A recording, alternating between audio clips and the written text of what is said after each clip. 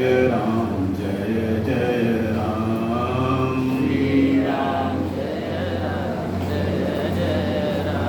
राम श्री राम जय राम जय जय राम श्री राम जय राम जय जय राम श्री राम जय राम जय जय राम श्री राम जय राम जय जय राम श्री राम जय राम जय जय राम श्री राम जय राम जय जय राम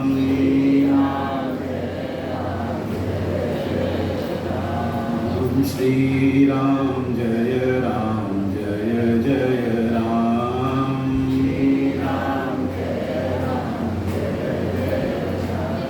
प्रेम सच्चिदानंद भगवान की जय वृंदावन बिहारी लाल की जय राजा रामचंद्र भगवान की जय नमः पार्वती पतये हर हर महादेव।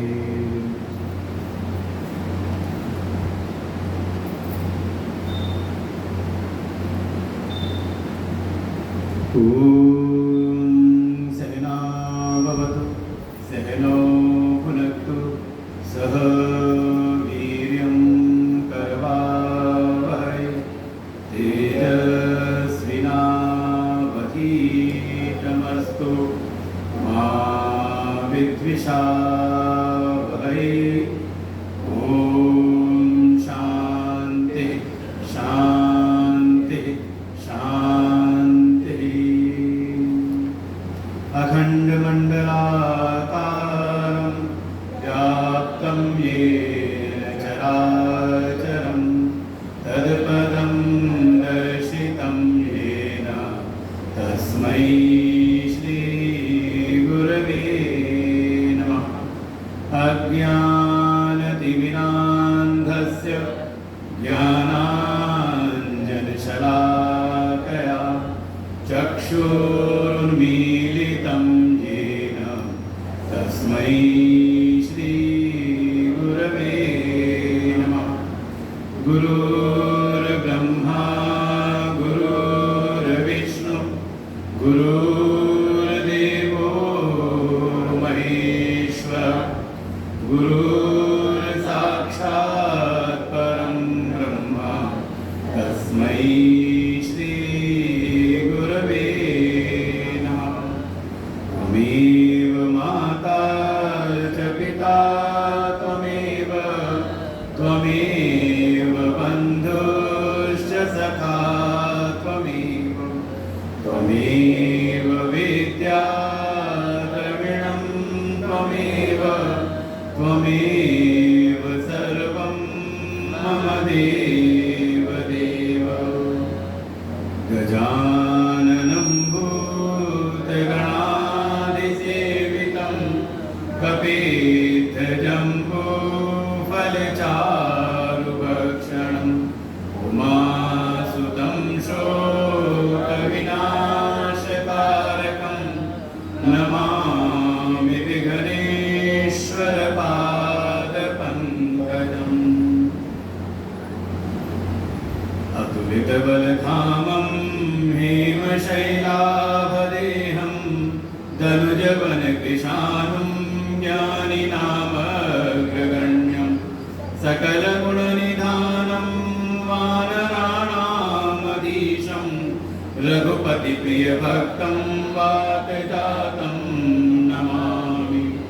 नीलाम्बुजश्यामलकोमलाङ्गं सीतासमारोपितवामभागं पाणौ महासायकचारुचापं नमामि रामं रघुवंशनाथं नमामि रामं रघुवंशनाथम्।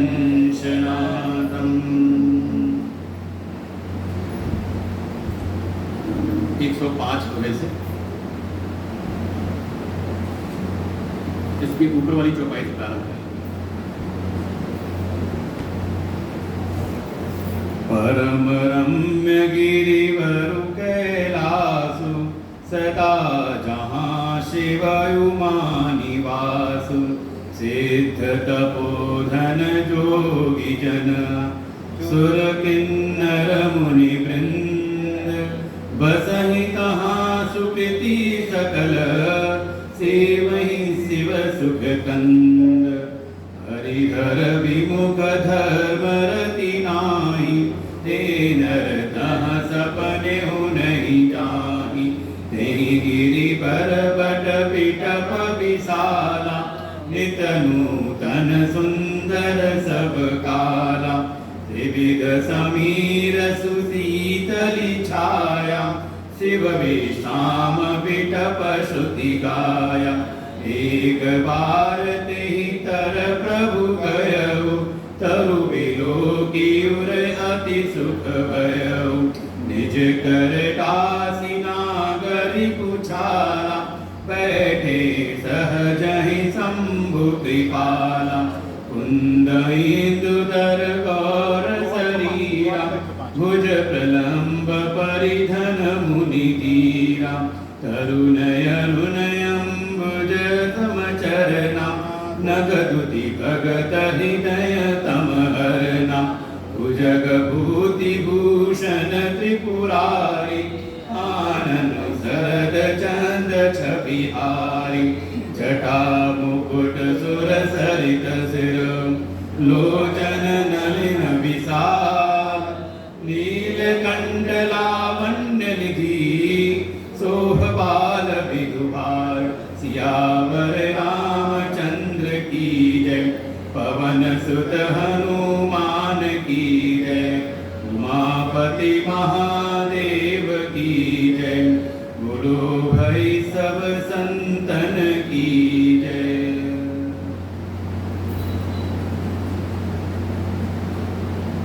परमपिता परमेश्वर की अहेतु कृपा कि इस पावन श्रावण मास में भगवान शिव के जो आराध्य हैं उनकी कथा का हम श्रवण कर रहे हैं और भगवान शिव के मुख से जो व्याख्यान प्रकट हुआ है और देखिए कैसी कृपा है कि कथा की आपके यहाँ का जो सत्र है वो प्रारंभ हो रहा है भगवान शिव की स्तुति से ही। अभी आपने जो चौपाइयाँ और दोहे पढ़े इसमें भगवान शिव के स्वरूप का वर्णन किया है।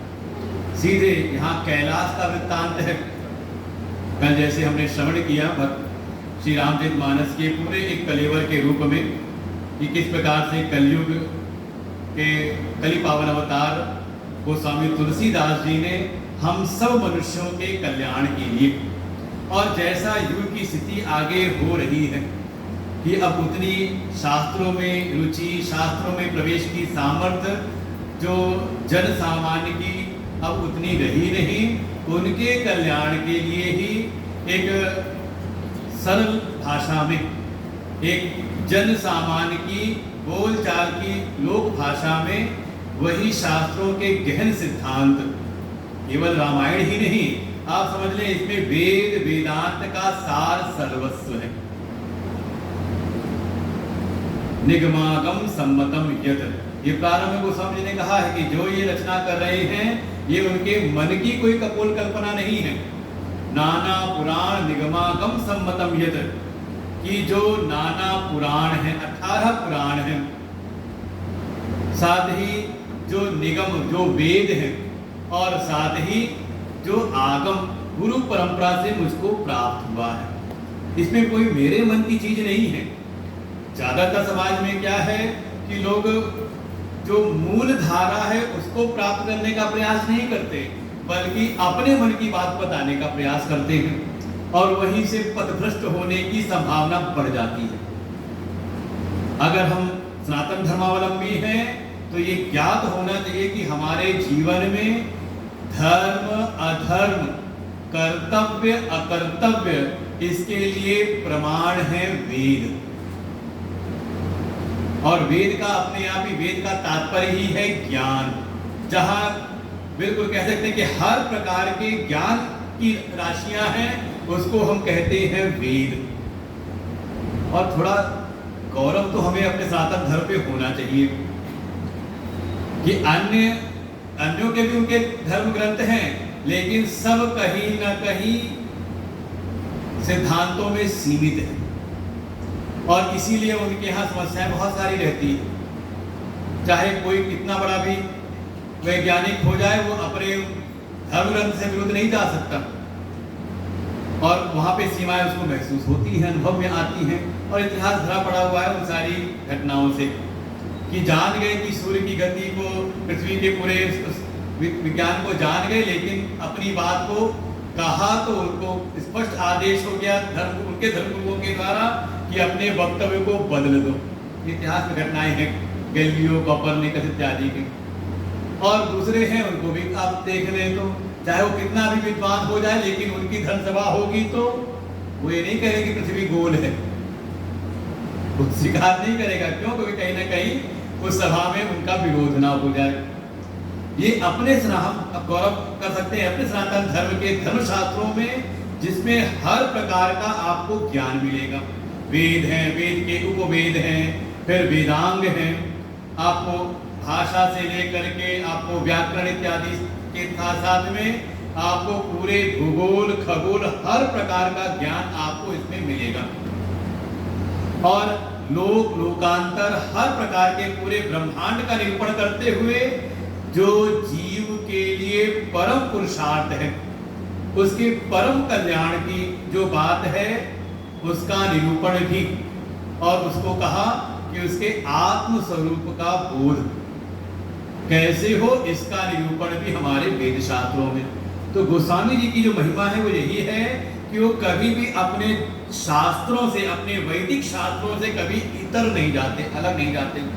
और प्रारंभ में ही कह दिया कि मैं ये जो भी रचना करने जा रहा हूँ, इसको मैंने बिल्कुल शास्त्र सम्मत ही रखा है।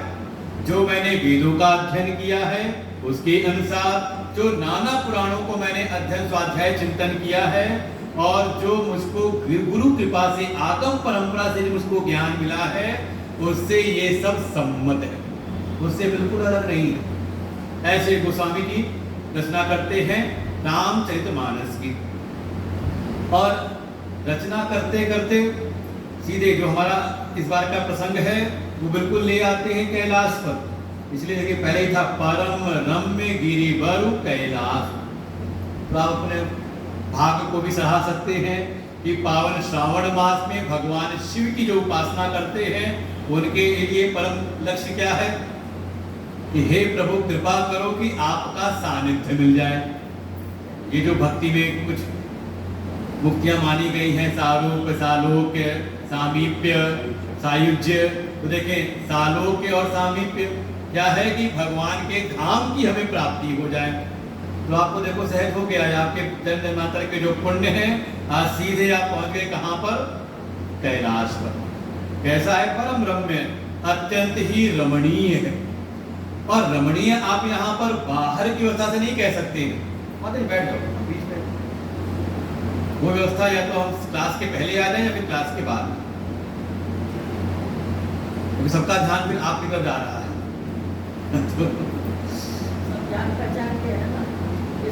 नहीं, उससे नहीं है, कुछ अलग हो रहा है ना।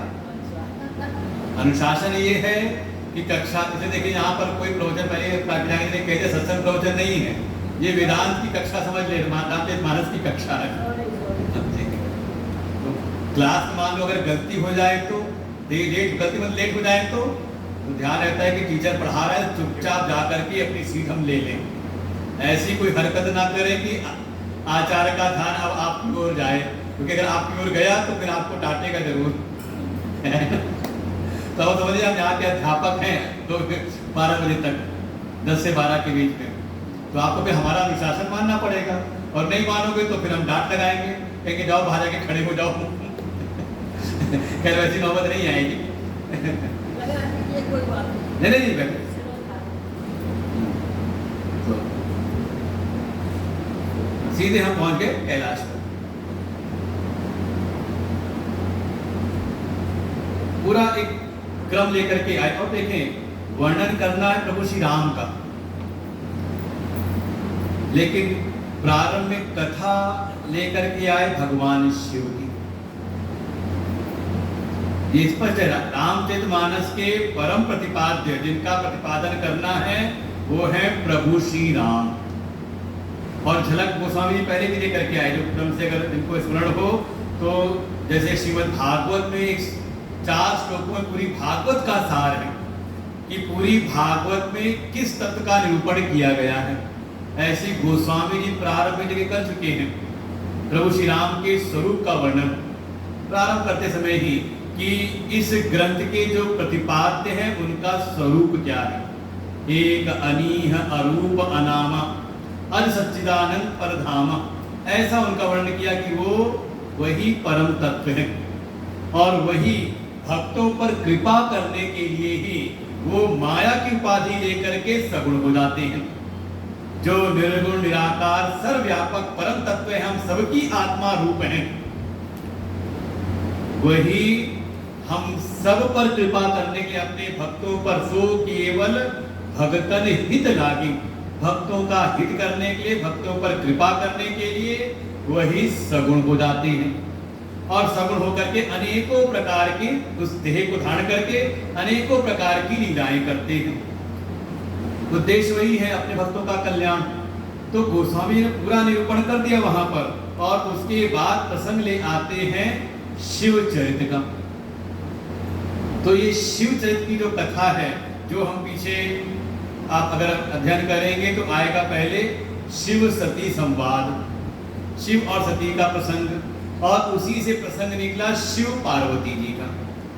पूरा वर्णन किया है वहां पर, क्योंकि आदि वक्ता भगवान शिव है इस राम कथा के, और उन्होंने इस राम कथा की महिमा को, वास्तव में राम कथा का क्या महत्व है उसको स्थापित किया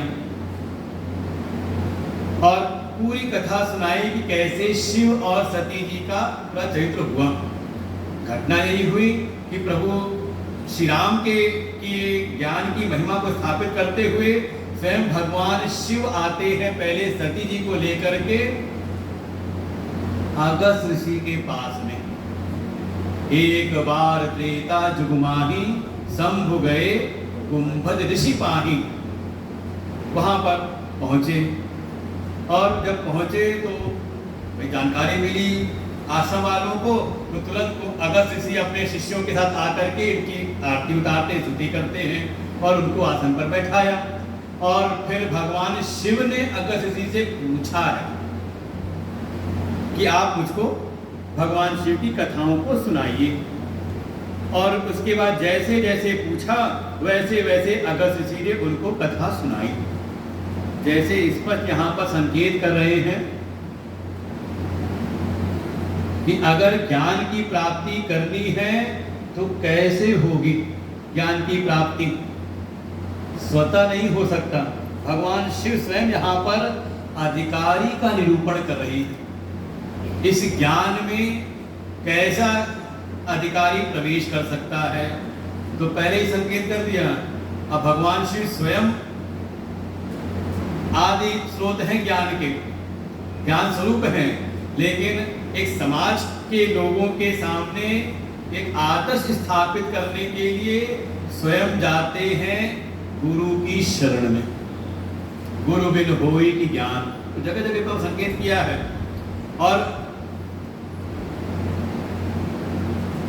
वर्णन किया राम, ये वर्णन आपको पीछे जाके मिलेगा 47वें दोहे पर, उसके आगे कि राम कथा मुनि बर्ज बखानी सुनी महेश परम सुख मानी।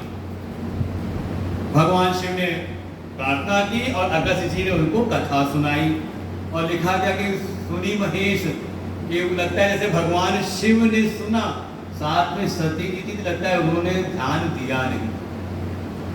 ये ना समझे कि कोई कथा में बैठा है तो कथा सुन भी रहा है या कथा उसको ग्रहण हो भी रही है। समझे, बहुत सूक्ष्म रहस्य है कि ज्ञान किसको होगा, कैसे होगा। किसी संत ने सुनाया बड़ा अच्छी बात कि एक समय कथा विश्राम हुई तो कोई सत्संगी थे, अपने पुत्र को लेके गए गुरुजी के पास में। गुरुजी थोड़ा इसको समझाइए। क्या हो गया, क्या समझाना है? कहा ये सत्संग में आने लगा है जी ने कहा ये तो अच्छी बात है, तुम सत्संग में आते हो, तुम्हारा बेटा भी तुम्हारे पद चिन्हों पर चलते हुए सत्संग में आ रहा है, इसका भी कल्याण होगा, इसमें कौन सी चिंता है, फिर क्या समझाना। तो उसने कहा नहीं, मैं तो केवल आता हूं, ये सुनता भी है। भाई श्रोता भी कई प्रकार के होते हैं।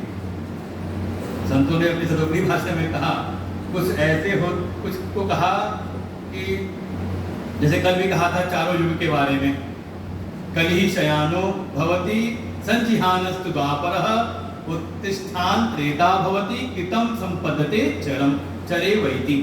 ये वेद वाक्य है, श्रुति वाक्य है, जिसमें कहा, पहले ही कहा, जब कोई अज्ञान की निद्रा में सोया हुआ है तो कलयुग में है। तो संभावना ये भी है कि कोई कथा में बैठा तो हो लेकिन उसका ध्यान कहीं और हो। तो सभा में तो है लेकिन उसको कहते शायद वो सो रहा हो, चैतन्य अवस्था में ना हो, या उसका मन कहीं और हो, शरीर यहाँ बैठा हो और मन हो संसार की उधेड़-बुन में, मन चल रहा हो कहीं और, कौन आया, कौन क्या हुआ, और बीच में फोन भी देख लेता हो तो क्या है, तो पहली श्रेणी हो गई। उससे ऊपर कहा, कुछ ऐसे होते हैं जहां कहीं ना कहीं भीतर, कहते हैं पूर्व पूर्व के संस्कार इतने ज्यादा सुदृढ़ होते हैं, ज्ञान के जो अपने आप पढ़ रखा है, जान रखा है, जानकारी इकट्ठी कर रखी है, कह सकते हैं भरा हुआ गिलास। भाई अगर कोई पात्र भरा हुआ है तो उसमें कितना भरेंगे, तो भरेगा कुछ नहीं, वो कहा उसमें जाके अगल बगल और फैलेगा।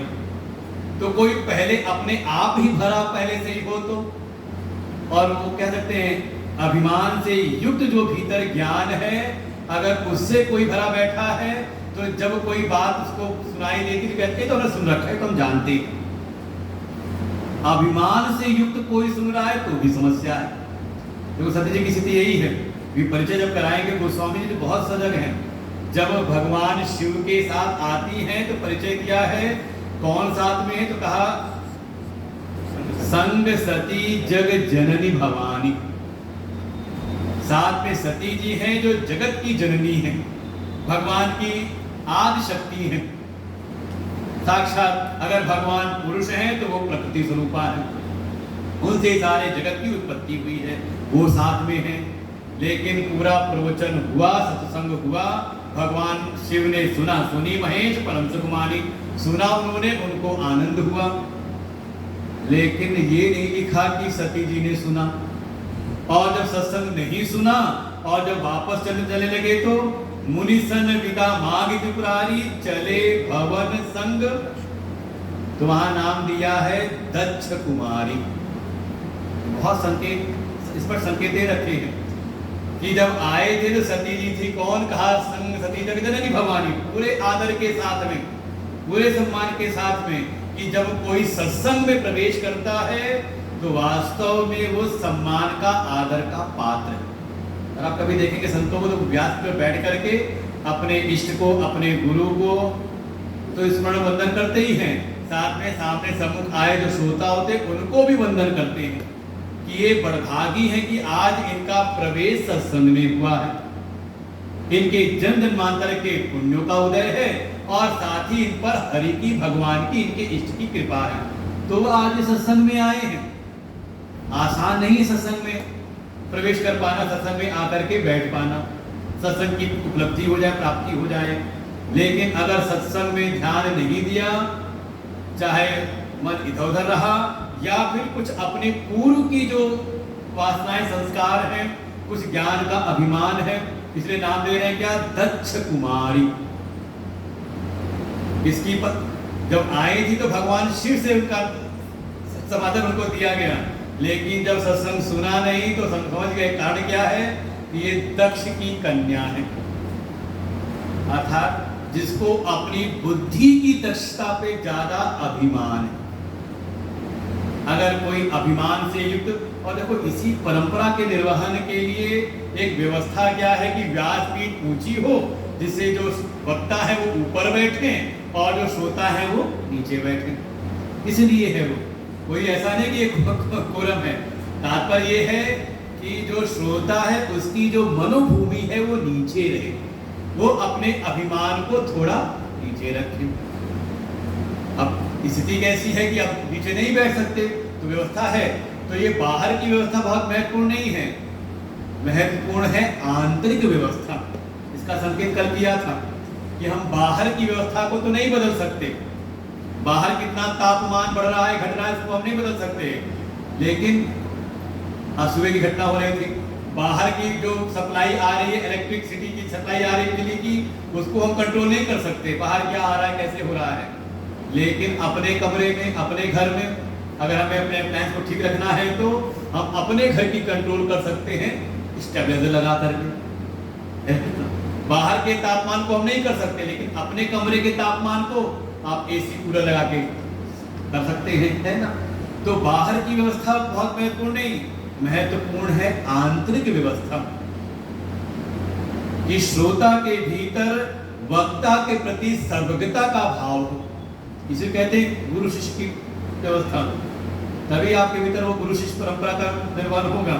अपने भीतर अल्पता का भाव, दैन्य भाव और वक्ता के प्रति श्रेष्ठत्व का भाव, सर्वज्ञता का भाव ऐसा रहे।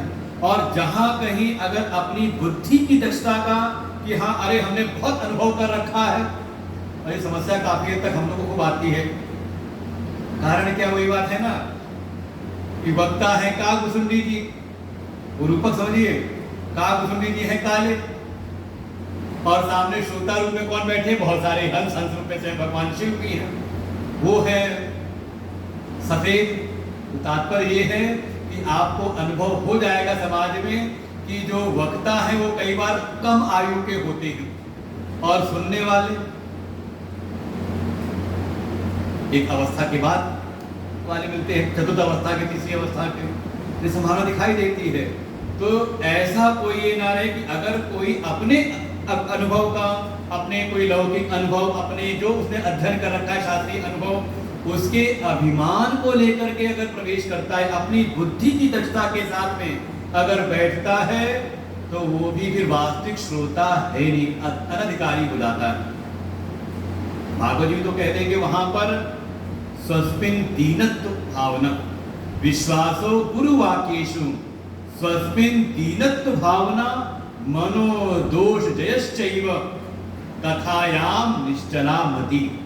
ये प्रारंभ के जो है कि भागवत जी में जहाँ अधिकारी निरूपण है तो वहाँ ऐसी कहा वहाँ पर कि जो व्यासपीठ पर विराजमान है उनके वचनों पे सत्य बुद्धि हो जाए, इसका नाम है श्रद्धा।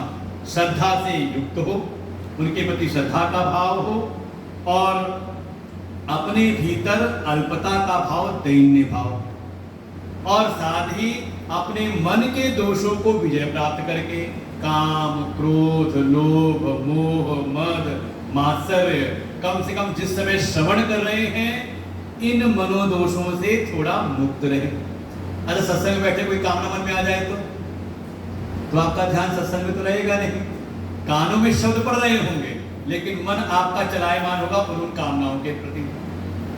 थोड़ा भीतर क्रोध की भावना, अच्छा सत्संग में बैठे हुए झगड़ा हो जाए किसी से और आप निपटारा न कर पाओ, न उससे मुक्त हो पाओ और गुस्से में आकर के बैठ जाओ, ये कई बार हमारी चेष्टाओं से, जो अगर कोई सामने वाला समझदार है तो समझ लेता है कि आज इनके भीतर कोई रोष है।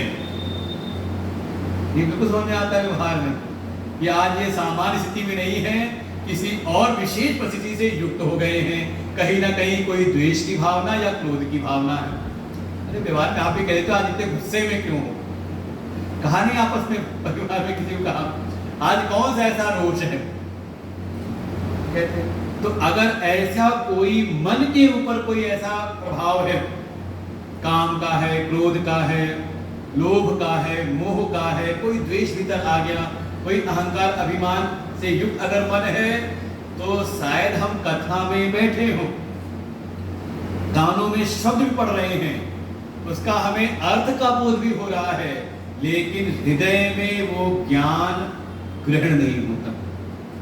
बहुत अंतर है, सुनना समझना एक अलग बात है और हृदय में वो ज्ञान धारण हो जाए ये अलग चीज है। और कई बार आपको अनुभव होता होगा जब सुनते हैं तो सब अच्छा लगता है, समझ में आता है, लेकिन बाद में कुछ याद नहीं रहता। समझे? अभी सब वही है, इसलिए अधिकार की व्यवस्था चल रही है, यहाँ पर समझा रहे हैं क्यों ऐसा हो रहा है। और स्वयं आदर्श स्थापित करते हैं भगवान शिव ही, और खुद जाकर के गुरु शरणों में बैठ करके, और फिर देखो वर्णन आगे भी है पूरी व्यवस्था का, कि जब सुना दिया अगस्त्य ऋषि ने तो ज्ञान की प्राप्ति हुई है। शिष्य भाव से भगवान शिव ने सुना, तो सुनने के बाद थोड़ी कृतज्ञता भी तो होनी चाहिए ना, कि हाँ आपसे हमने सुना, आपके श्रेष्ठत्व का भाव है, तो कृतज्ञता भी प्रदर्शित होनी चाहिए। तो गुरु दक्षिणा भी तो देनी चाहिए ना गुरु जी को। क्या दें गुरु दक्षिणा के रूप में? तो कहा फिर, अब देखो परस्पर भाव है, ऋषि पूछी हरि भगति सुहाई, कही शंभु अधिकारी पाई। अब ज्ञान प्राप्त किया है, बिना कुछ दिए जाए तो ज्ञान कहते हैं कि वो कृतज्ञता का भाव ना हो, आभार का व्यक्त ना करें, निवेदन ना करें, तो ज्ञान टिकता नहीं। तो क्या दें? अब भगवान शिव तो संसारवासी है, तो क्या दें? तो स्वयं मौका देख करके जो अगस्त्य ऋषि हैं उन्होंने भगवान की भक्ति पूछी, और अधिकारी देख करके भगवान शिव ने उनको भक्ति का उपदेश किया। लेकिन ये हो गया परस्पर भाव। इसीलिए इसको समझे, हमारे शास्त्रों में कहा गया कि अधिकारी कौन है, तो वहां पे कई सारे अधिकार बताए गए। कोई धन देने वाला है, धन से सेवा करने वाला है, उसको भी ज्ञान देना चाहिए, शास्त्रों की मर्यादाएं। कोई सेवा करने वाला है शारीरिक रूप से, वो भी है। कोई ब्रह्मचारी है, कोई शिष्य है, शरणागत है, वो भी है, उसको भी ज्ञान देना चाहिए। आचार्य उसको ज्ञान देते हैं। साथ ही वहां पर कहा, किसी के पास अगर कोई विद्या है तो विद्या के बदले विद्या भी दी जाती है। देखो आप लोगों को अनुभव व्यवहारिक करते होगा कि हाँ, ज्ञान की प्राप्ति की कथा सुनी भगवान शिव ने, और बदले में उनको भक्ति का उपदेश कर दिया। ये प्रसंग आपको मिलेगा भागवत जी में। जब प्रसंग आता है उद्धव जी और गोपियों का संवाद, बिल्कुल समकक्ष एक ही जैसा है। भगवान कृष्ण का ज्ञान उपदेश लेकर के गए हैं उद्धव जी। उद्धव जी के द्वारा गोपियों को ज्ञान का उपदेश मिला, ज्ञान संदेश प्राप्त हुआ। और वहां देखेंगे, जब ये ज्ञान का संदेश उपदेश प्राप्त हुआ गोपियों को, तो गोपियों ने अपनी कृतज्ञता अर्पित की। उद्धवम पूजयान चक्रुम ज्ञात्वा आत्मा अधोक्षजम। अपनी आत्मा रूप में कृष्ण का उनको बोध हुआ, तो जिनसे ये ज्ञान मिला उन उद्धव जी की गोपियों ने पूजा की है। भागवत खुद अगर अध्ययन करें तो आपको दिखाई देगा ये सब चीजें। बाकी जो कथा का सुनाते वो भी सुन लो, आनंद ले लो, ठीक है। वो कुछ भी बोलते उद्धव सुधो हो गए, सुन गोपिन के बहन, कि उद्धव बड़े अभिमानी थे, वो गले से बात नीचे उतरती नहीं। कि हम यहाँ देख रहे हैं कि अधिकारी में पहले ही आ रहा है कोई अभिमानी हो, और अगर वो अभिमानी होते उद्धव जी, तो क्या भगवान के मित्र होते? तो क्या भगवान के संदेशवाहक बनने के अधिकारी बनते? क्या ऐसा संभव लगता नहीं। तो गोपियों को ज्ञान मिला उद्धव जी से, तो उद्धव जी की पूजा की गोपियों ने, और वहीं उद्धव जी को भक्ति का उपदेश मिला गोपियों से। और जब चलते हैं ब्रज से उद्धव जी, तो गोपियों को नमन करते हुए, वंदन करते हुए कि धन्य है ये गोपियां, जो भक्ति बड़े बड़े जप तप व्रत होम साधनों से भी संभव नहीं होती, वो गोपियों को सहज प्राप्त है। को तो प्रेम की दीक्षा, भक्ति की दीक्षा मिली उद्धव जी को गोपियों से, तो गोपियों को उद्धव ने भी वंदन किया है, नमन किया है। बिल्कुल परस्पर भाव है, और बिल्कुल वही दिखाई देता है रामचरितमानस में भी ऐसे। तो श्रोता कैसे बने ये दिखाया है। जब तक भीतर दैन्य भाव और वक्ता के प्रति सर्वज्ञता का भाव नहीं होता, तब तक ज्ञान का आदान प्रदान नहीं है। मन हमारा इधर उधर चला जाए तो भी नहीं। मन बीता अगर अभिमान से पूरित है, अपने पूर्व के संस्कारों को हम नहीं मिटा पा रहे, ये समझने बड़ी कठिन चीज होती है। जैसे हमारे गुरुदेव दृष्टांत देते हैं कि स्कूल में स्थिति होती है, एक अध्यापक आया, उसने ब्लैक बोर्ड पे लिख के पढ़ाया, क्लास पूरी हुई, अगला अध्यापक आएगा तो पहला काम क्या करता है, पहले आके पिछली क्लास में जो पढ़ाया गया है उसको पूरा साफ करता है, और जब साफ करता है फिर उस पढ़ाता है ना।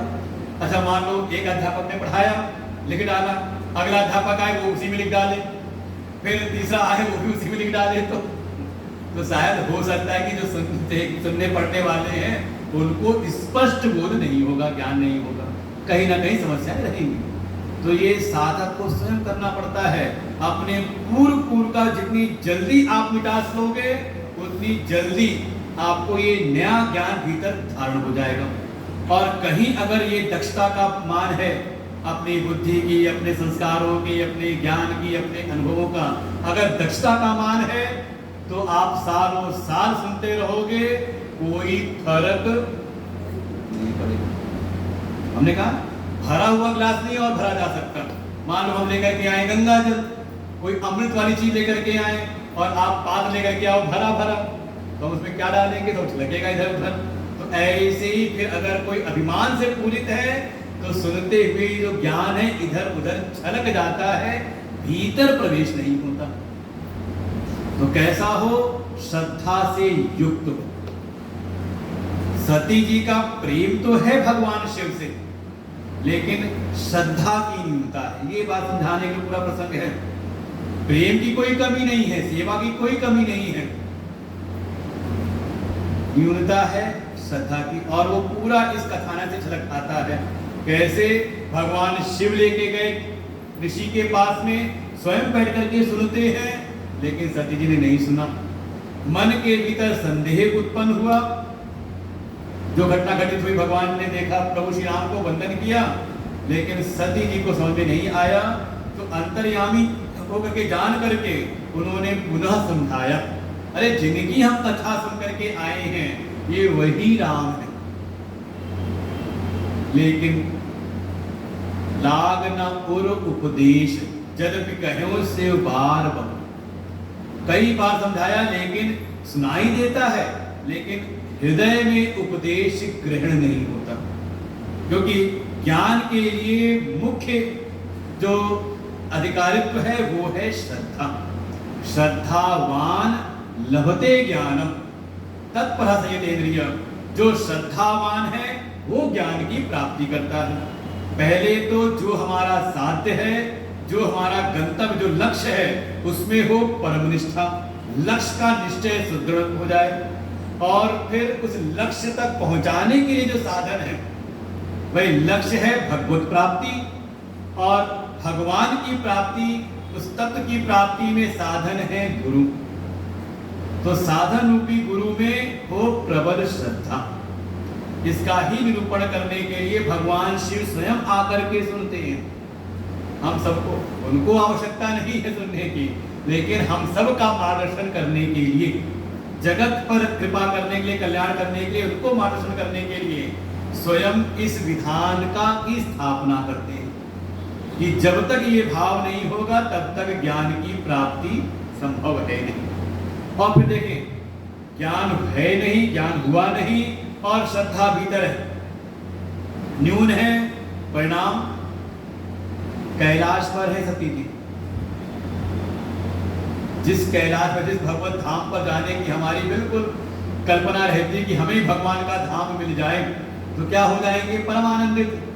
लेकिन उसी कैलाश पर सती जी, इसको भी हमने पाठ किया ना, परम रम्य गिरिवर कैलाश, जो परम रमणीय है, परम आनंदमय है, लेकिन उसी कैलाश पर सती जी दुखी है, शोक संतप्त है, इतना कि मन के भीतर होता है कि कब ये शरीर छूट जाए।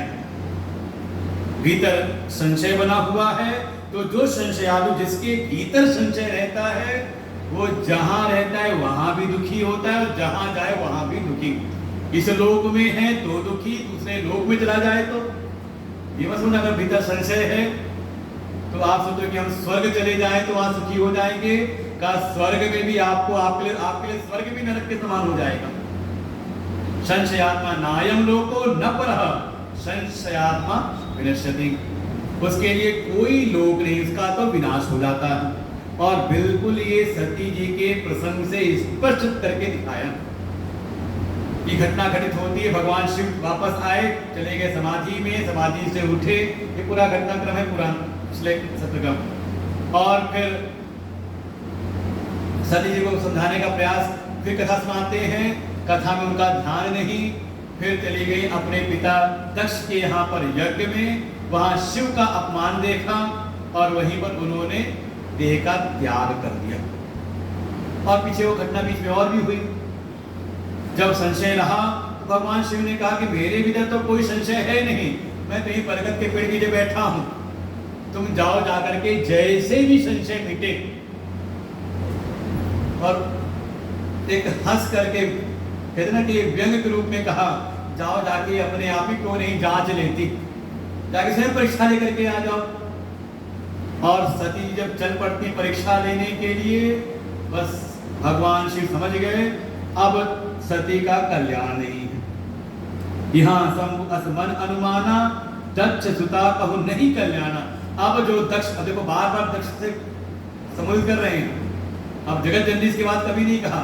जब उनका परिचय दिया किसे, दक्ष प्रजापति से, ये संकेत है कि अगर अपनी बुद्धि का अभिमान है, अपनी दक्षता का अगर विशेष अभिमान है, तो फिर उसके लिए कल्याण संभव है नहीं। ये बार बार संकेत किया है। मोरेहु कहे न संशय जाहि, ये 51 के बाद है। मोरेहु कहे न संशय जाहि, विधि विपरीत भराही ना। भगवान शिव भी निराश हो गए हैं कि मेरे कहने के बाद भी, मेरे बार बार उपदेश करने के बाद भी इनका संशय गया नहीं। लगता है अब विधाता ने कुछ सोच रखा है, कुछ विधाता की कोई कल्पना हो बची होगी। इसलिए देखें, ये एक सूत्र है जीवन का। एज अ संरक्षक, आपके जो संरक्षण में है उनको आप समझाने का प्रयास करें, 1 बार 2 बार 3 बार, लेकिन एक सीमा के अंतर्गत। भगवान शिव से अगर सीखे कुछ, क्योंकि गृहस्थ के लिए भी आदर्श भगवान शिव ही हैं। और ये बात गोस्वामी ने स्पष्ट स्थापित की है अयोध्या कांड में। बाल कांड में भगवान के, कल मैंने कहा कि उसमें उनकी बाल लीलाएं हैं, और जैसे ही उनकी बाल लीलाएं पूरी हुई, वो युवा हुए और उनका विवाह हुआ, तो विवाह के उपरांत प्रारंभ हो जाता है अयोध्या कांड। अब भगवान बालक राम नहीं है बल्कि गृहस्थ राम है। और जैसे ही गृहस्थ में प्रवेश किए तो गोस्वामी जी ने स्तुति जो मंगलाचरण किया, तो पहला ही श्लोक है भगवान शिव की स्तुति। जस्यांकेत विभाति भूतरसुता देवा भगा मस्तके, ऐसा भगवान शिव की स्तुति की वहां पर। और विरोधी चीजें वहां दिखाई हैं कि एक साथ ही 2 देवियों को धारण कर रखा है। एक तो उनके अंक में है, गोद में है उनकी अर्धांगिनी, और एक मस्तक पर है गंगा जी। फिर सारे विरोधी हैं। जो अमृत को धारण करने वाले हैं, बाल चंद्रमा जो अमृत के स्रोत हैं वो भी धारण किए हुए हैं, और कंठ में विष को धारण किए हुए, और विषधर सांप साथ में। सब के सब विरोधी हैं, लेकिन सब में सामंजस्य बना करके रखे। परिवार में बड़ा विरोध है। बड़े बेटे हैं सन्मुख हैं कार्तिकेय जी, जब वो आते हैं उनका वाहन है मोर। जैसे ही आते हैं, जो जितने सांप हैं वो सांप छूट जाते हैं। और जैसे ही गणेश जी आते हैं अपने वाहन पर सवार होकर के, मूषक, उनको देख करके सांप तुरंत फनकारता, अब बढ़िया भोजन आया। स्वयं भगवान भोले बाबा की सवारी है नंदी जी, और मां भगवती पार्वती की सवारी। कहीं से कोई तालमेल बैठता है, लेकिन सबको लेकर के चल रही है। जीवन का सूत्र है, समझाने का प्रयास करते हैं 1 बार 2 बार 3 बार, लेकिन जब नहीं समझती तो तुरंत ठान जाते हैं कि अब ये कोई विधाता का कोई विधान है, अब इसमें हमारी समझ काम नहीं कर सकती। इसे ज्यादा प्रयास नहीं किया। एक बार कह तो दिया, जो तुम्हारे मन अति संदेह हूं तो किन जाई परीक्षा ले हूं। अगर तुम्हारे मन में संदेह, जाके परीक्षा ले आओ। और जब वो चल पड़ी तो समझ गए कि मेरे समझाने के बाद भी अगर समझ में नहीं आया तो अब इनके जीवन में कोई ना कोई अब प्रतिकूलता आनी है। वही यही सोई राम रचि राखा, वो करी तर्क बढ़ावई शाखा। बस यही बात गलती होती है, हम कई बार कुछ ठान लेते हैं कि आप इसको तो सुधार ही देंगे। देखो जीवन में समस्या होती है, किसी के बिल्कुल पीछे पड़ जाते हैं। मानस को समझे तो ये जीवन का है, जीवन व्यवहार है।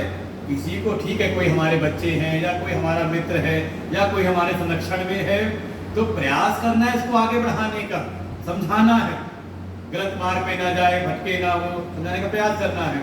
लेकिन बार बार समझाने के बाद भी ना समझ में आए तो फिर उन परम सत्ता को फिर हृदय में धारण कर लो कि अब लगता है कि विधाता का ही कोई विशेष कार्य है। ये सब विधाता के विधान से अब चल रहा है। वही यही सोई राम रचि राखा, वही होगा जो प्रभु चाहेंगे। हमारा चाहा हुआ, क्योंकि मन में कहने की चाहत है ना, कि हमने ठान रखा है कि इसको ऐसा करना है, और उसी में हो जाती है समस्या। तो बिल्कुल समझ लें कि अब हमारा चाहत नहीं हो सकता है। और गोस्वामी जी बार बार इस बात को कहते हैं, राम कीन्ह चाहे सोई हुई, करें अन्यथा अस नहीं कोई। तुरंत अपने अभिमान को झुका लो, यही है भक्ति, कि अपने ऊपर किसी की सत्ता को स्वीकार कर लें। और जो ये कार्य नहीं कर पाता तो जीवन में उसके समस्याएं आती ही आती। भक्ति का मतलब, भक्ति का तात्पर्य कुछ और नहीं, यही है कि अपने ऊपर किसी एक सत्ता को स्वीकार कर लो, और कुछ नहीं है। तभी आपका अभिमान वहां पे टूटेगा, नहीं तो अभिमान से आप छुटकारा पा नहीं सकते। फिर आप बार बार प्रयास करते हो, ज्यादा कट करके करने लगते हो, तो जिसको आप सुधारने में लगे थे वो आपका हो जाता है विरोधी। उसके भीतर आपके प्रति जो प्रेम है, संबंध का प्रेम, वो दूरों के भीतर द्वेष उत्पन्न हो जाता है, वो आपसे द्वेष करता है। आप चाहते हो उसका हम कल्याण करें, और उसको लगता है कि सबसे बड़ा दुश्मन अगर कोई हमारा है तो यही है। तो हुआ नहीं कभी जीवन में, माता पिता चाहते हैं, कोई माता पिता नहीं चाहते कि अपने बच्चे का कुछ भी अहित हो, उसके हित के लिए इसको समझाने का प्रयास करते हैं। लेकिन बार बार अगर पीछे पड़ जाए, एक सीमा है कि हाँ समझाया एक बार दो बार, तो उसके बाद फिर उसके प्रारंभ पे ठीक है, कुछ ठहर रख लो। लेकिन अब ज्यादा पड़ गए पीछे तो अधिकतर यही होता है कि उनसे हमारा हो जाता है विरोध। तो जीवन सूत्र है ये, भगवान शिव इस पर छोड़ दिया कि अब जो भगवान के विधान में होगा तो होगा। और फिर सती जी गई परीक्षा लेने, परीक्षा में क्या हुई, पास हुई कि फेल? अरे परीक्षा तो भगवान की हो रही थी ना, भगवान परीक्षा में पास हुए कि फेल? भाई परीक्षा जो लेने गया वो तो परीक्षक है, वो फेल पास ही ना होगा। जिसकी परीक्षा ली जा रही है भगवान की, वो फेल हुए कि पास? लेकिन यहाँ उल्टा विधान हुआ है, यहाँ जो परीक्षा लेने गया था वो फेल हो गया। समझ आई बात? तात्पर्य ये है कि परमात्मा की परीक्षा नहीं, ब्रह्म परीक्षा का विषय नहीं। ये सूत्र पकड़ने, यहां से आगे बढ़ना है भाई। जो स्वयं, अच्छा एक सामान्य दृष्टि से भी विचार करें, अगर कोई 5वीं क्लास का विद्यार्थी है, उसकी परीक्षा कौन ले सकता है? 4वीं क्लास वाला, 5वीं कक्षा में पढ़ने वाले विद्यार्थी परीक्षा लेनी है, और परीक्षा कौन ले रहा है? जो तीसरी में हो, दूसरी में हो। कौन ले सकता है?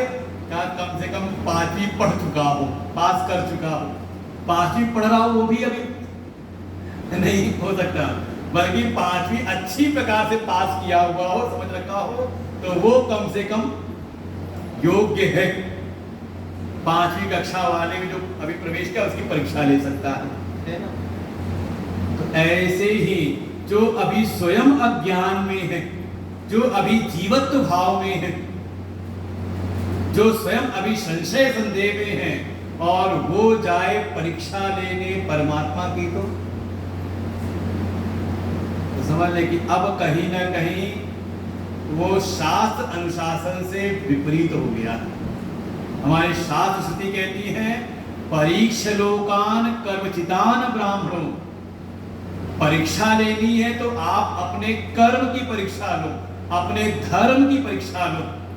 परीक्षा अपने धर्म की, अपने कर्म की होती है, न कि परमात्मा की, ब्रह्म की। और ऐसे ही जो ब्रह्म में स्थित, जो ब्रह्म में निष्ठ हैं, जो सद्गुरु, उनकी आप परीक्षा लेने गए तो आपके जीवन में कोई ना कोई अनहोनी पक्की है। जो भगवान ने कहा ना, दक्ष सुता नहीं अब कल्याणा, अब इनका कल्याण संभव नहीं। और देखो मानस में ही नहीं, यही बात आपको भागवत में मिलेगी। राजा परीक्षित भी गए थे ना परीक्षा लेने, ली थी ना, किसकी ली?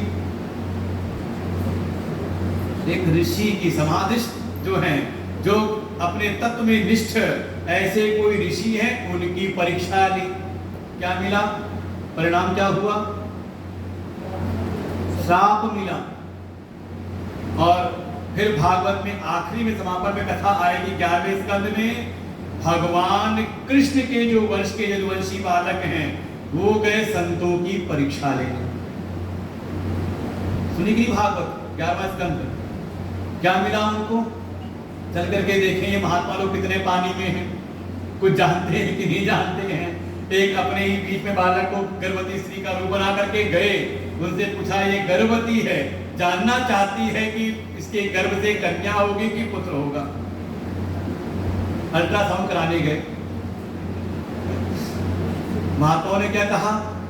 इसके गर्भ से ना तो पुत्र होगा ना कन्या होगी, बल्कि इसके गर्भ से एक मूसर प्रकट होगा जो पूरे यदुवंश के संहार का कारण बनेगा। तो विपरीत वही बात इस पर देखो यहाँ दिखाई दे रही है। आप शास्त्र जो भी चिंतन करो, इस दृष्टि चिंतन करें तो आपको सब में एक साम्यता मिल जाएगी। अगर तात्विक दृष्टि का चिंतन करो, कथानक का किनारे करके, कथानक जो है हमको इन तत्वों का निर्देश करने के लिए। समस्या क्या है कि हम कथानक तो पकड़ लेते हैं लेकिन उसके सार तत्व को ग्रहण नहीं करते, और फिर मन में होता है इतनी कथा तो हमने सुन ली है, तो अघा जाते हैं। राम कथा जे, इसलिए गोस्वामी कहते हैं राम कथा जे सुनत अगाही, रस विशेष तिन जाना नहीं। अभी अगर कोई ऐसा है कि मन में आता है बड़ी बड़ी कथा सुन डाली हमने, इतनी बार राम कथा सुनी, इतनी भागवत सुन ली, अब क्या सुने? अघा गया ना मन, मतलब लगता है कि अब सुनने की, कहते बोर हो गया अब सुनते। अघा जाना मतलब नहीं हो गया, ये अवधि की भाषा है, रबिया भाषा कि अघा गई है, अब और कितना। जैसे कोई चीज बार बार मिलती रहे तो, मान लो आपको भोजन में सवेरे मिले तरोई, घिया मिले, दिन में घिया मिले, शाम को घिया मिले, अगले दिन फिर थाली में घिया आ जाए तो। वो कोई दामाद गया अपने ससुराल, तो वहां भोजन में आया बढ़िया साग, सासू को लगा, सासू माँ को लगा कि दामाद जी हैं, साग खाएंगे तो फिर उनको रोटी वोटी में कुछ आयरन वगैरह मिलेगा इनको। वो सुबह मिले, फिर शाम को भी साग आ गया, अगले दिन फिर साग आ गया, शाम को फिर साग मिला। तो उस दामाद ने भी अघा करके कहा, माता जी ये खेत ही दिखा दो, मैं वही चराता हूँ। तो कहने का कहते कोई चीज बार बार अगर हो तो मन उबने लगता है, अघाना मतलब उब जाना। तो गोस्वामी कह रहे हैं कि अगर कोई कथा सुन करके अघा उब रहा है तो इसका मतलब है कि उसने अभी रहस्य को नहीं जाना, विशेष जो रहस्य कथाओं में उसको नहीं जाना।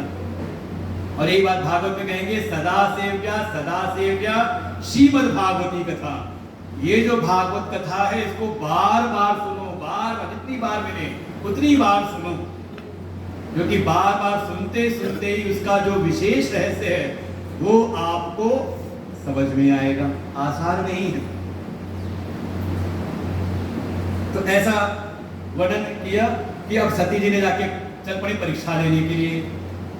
तो रहस्य क्या है? जो अज्ञान में पड़ा जीव है जो संशय से स्वयं ग्रस्त है और वो जाए ज्ञानी की परीक्षा लेने, जो ज्ञान तत्व में ही निष्ठ हैं, स्थित हैं, समाधिस्थ हैं, उनकी परीक्षा लेने, या जो साक्षात ज्ञान स्वरूप है परमात्मा ब्रह्म, उनकी परीक्षा लेने, तो अब वो कल्याण के मार्ग से अब पथभ्रष्ट हो गया है, अब उसकी मुक्ति संभव नहीं है। परीक्षा आप अपने कर्म की ले सकते हो कि हमने जो कर्म किया इसके द्वारा जो हमारा लक्ष्य था वो मिला कि नहीं मिला। भाई हमने कर्म क्यों प्रारंभ किया, कोई भी कर्म क्यों करते हैं? सुख के लिए। सुखाय कर्माणि करोति लोक। इस जगत में जो भी किसी कर्म को करते हैं कहीं ना कहीं सुख की प्राप्ति के लिए। तो जीवन में अब विचार करो, आपने जितने कर्म करते आए क्या उसके द्वारा सुख मिला? लेकिन सुख भी कैसा? किसी सीमा से युक्त सुख नहीं, सीमित सुख नहीं चाहते आप चाहते हो जिसमें किसी प्रकार की कोई सीमा ना हो, जिसमें देश की सीमा ना हो, जिसमें समय की सीमा ना हो, जिसमें किसी वस्तु की सीमा ना हो। जीवन में कर्म करते आए, मिल गया सुख, ऐसा मिला तो, लेकिन बस ऐसा था जैसे अंधेरी रात में बिजली कड़क जाए, चमक जाए, एक क्षण का सुख, उसके बाद में वही दुखों का बंधन। अपने अनुभव से जांच के देखें तो हम इस तरह से अपने कर्म की, अपने धर्म की परीक्षा ले सकते हैं कि जिस लक्ष्य को लेकर के, जिस परम आनंद की प्राप्ति के लिए हमने जीवन में जो जो कर्म किए थे, उन कर्मों के परिणाम स्वरूप वो आनंद, वो नित्य सुख हमें प्राप्त होता तो दिखा नहीं।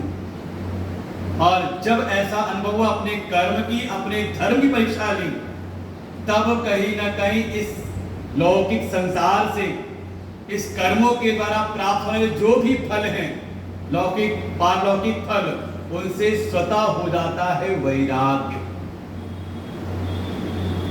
निर्वेदमायात। और फिर ऐसा वैराग्यवान पहुंच जाए किसी संत की शरण में, तो उनकी कृपा से उसको ब्रह्म तत्व का, उस परम तत्व का अनुभव होता है।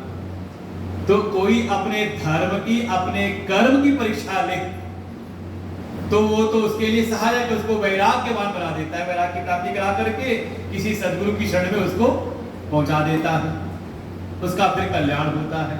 लेकिन कोई अपने कर्म, अपने धर्म को ना विचार करे, बल्कि ब्रह्म का ही की परीक्षा लेने लग जाए, तो इन्हीं को आंकते हैं कि क्या है, तो समझ लें कि अब उसके जीवन में कहीं ना कहीं पतन की संभावना है। और देखिए यही क्रम हुआ, स्वयं अज्ञान, संशय के द्वारा संशय वृत्ति है तो स्वीकृति नहीं है, श्रद्धा की न्यूनता है तो स्वीकृति नहीं। भगवान शिव समझाते हैं, ऋषि से सुनवाते हैं, लेकिन ज्ञान हुआ नहीं। जा करके परीक्षा ली, किसकी? ब्रह्म की। अनधिकार चेष्टा, परिणाम स्वरूप परीक्षा भी लेने गई तो ऐसा मति भ्रम हुआ, जाकर के सीता का वेश बना करके परीक्षा ली। और जब सब समझ में आ गया, वापस आई। देखो परीक्षक फेल नहीं होता, लेकिन यहाँ परीक्षक फेल हुआ है। फेल होकर के वापस आई और ऐसा मति भ्रम, जब भगवान शिव ने पूछा कि कवन विधि परीक्षा ली, किस प्रकार से आपने परीक्षा ली, तो देखें भगवान से ही बोल दिया झूठ। कछु न परीक्षा लीन गोसाई, कीन प्रणाम तुम्हारी नाई। देखो ये पतन हो रहा है, फिर असत्य भाषण। देखो धर्म से भी च्युत हो गई। धर्म की कोई परीक्षा ले तो वैराग्यवान होकर के आगे बढ़ता है, लेकिन कोई जाकर के ब्रह्म की परीक्षा ले तो वो अपने धर्म से भी च्युत हो जाता है। और फिर भगवान शिव ने सब जान लिया। देखो ये भी बोध नहीं रहा कि हम किनसे झूठ बोल रहे हैं। तो ये है स्थिति। और फिर भगवान शिव ने त्याग किया, और त्याग का भी हेतु है। एहि तन सति भेंट मोहि नाही, शिव संकल्प कीन मन माही। भगवान शिव ने जब जान लिया कि इन्होंने सीता का वेश बनाया है, उसी क्षण उन्होंने उनका देह से त्याग किया है, क्योंकि जो भी संबंध है वो दैहिक होते हैं, जीव का जीव से संबंध नहीं होता। ये समझ लेंगे। हो सकता है कितनी बार कोई आपके पिता रहे हो, लेकिन शरीर छूटा तो होता आपके पुत्र बन करके आ जाए। कहते हैं कई बार दादाजी आए हैं पोते के रूप में, तो ऐसा विचार कर लेते हैं। तो जो संबंध है वो देह के स्तर पर होता है। देह